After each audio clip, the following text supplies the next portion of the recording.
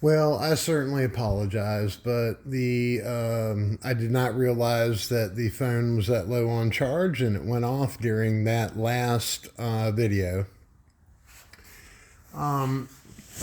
Here's what our finished product looks like. So the triple tree is spaced and has zero wiggle in it. It is capped with stainless washers, and then with the nice little hex head sticking out there, and the 1-inch Z bars mounted back in, and you can get a kind of a feel for what this thing actually looks like now.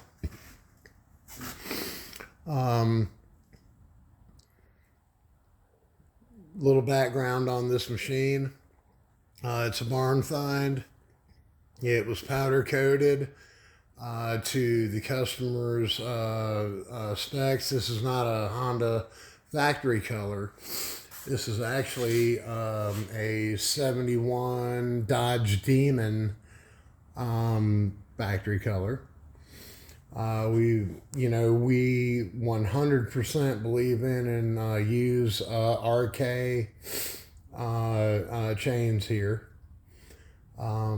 And again, this is actually a gold chain, but it's still got the paraffin on it. The gangster white walls. We are going to be installing that chrome fender in this hole tomorrow. And these 1-inch Harley Davidson Z bars on the 1-inch risers. I'm going to fit tomorrow. As you can see, we have got your standard Mikuni style cable here. And again, there's no manual for custom work, but I do indeed know how to make all this work. That is your kill switch. I ran through the bars and down through the frame chase, and it'll be tucked in neat and clean and invisible when I'm done. And then we also need to add a front brake lever, which I'm going to use a Harley Davidson clutch lever and clutch clevis assembly to run the front brakes. As we walk around this little jewel, you can see we have got the pegs installed, a little bit of custom machine work, and again, this is what we do out here. There's no manual for any of this custom work, and that's what sets us apart, is we just make it happen. As we walk around the machine here, that's awesome. Man, I so badly need an audiovisual person. It is so difficult for me to do the work, and then on top of that, and I think I've flipped the phone upside down now. This is a nightmare. All right, so, I've got overhead cable stuff in the shop. And I've also got this great big tall work light that I use because, I'm in my 50s and I don't see like I used to. Hey, here we are. Here's the other side of it. You can see this NOS, new old stock, pipe that we were able to find and with the vintage chrome heat shields. Thank you, Browns. There you go. And so this is the other side of the bike. You can see the kill switch comes down, goes into a frame chase.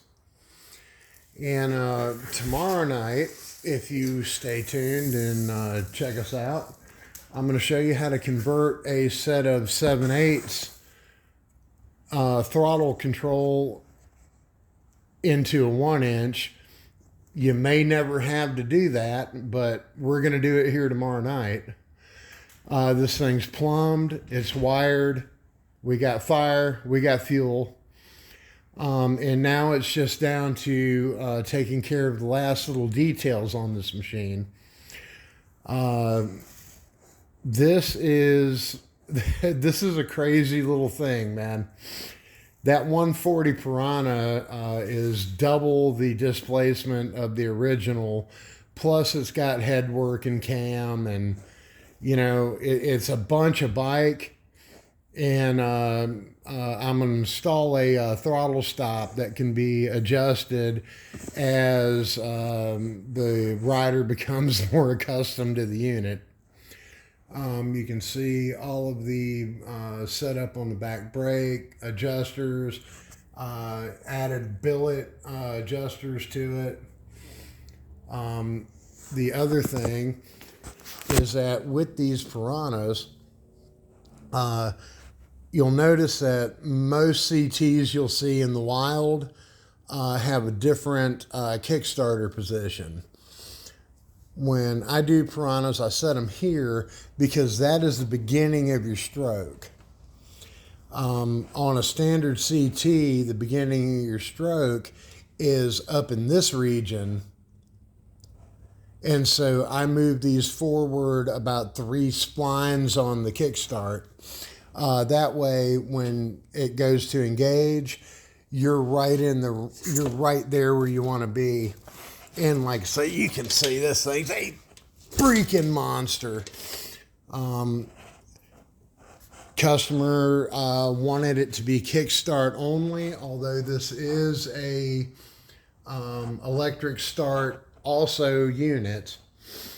When we go under the seat here, and you'll notice that I've retained the stock style seat latch. We have got room for a battery compartment. All the electronics have been tucked under the tank in this space here.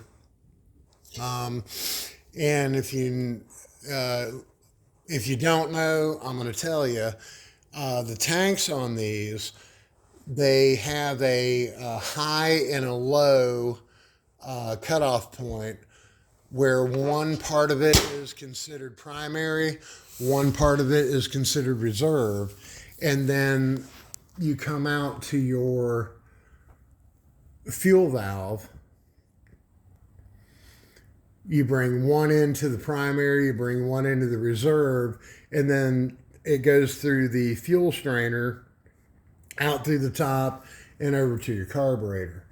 And of course, this is a 28, a PZ28 carb, because that's what it takes to feed this beast.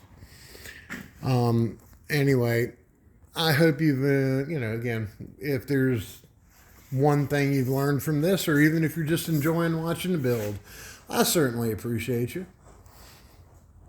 And anyway, we will be right back out here tomorrow night to finish this thing up.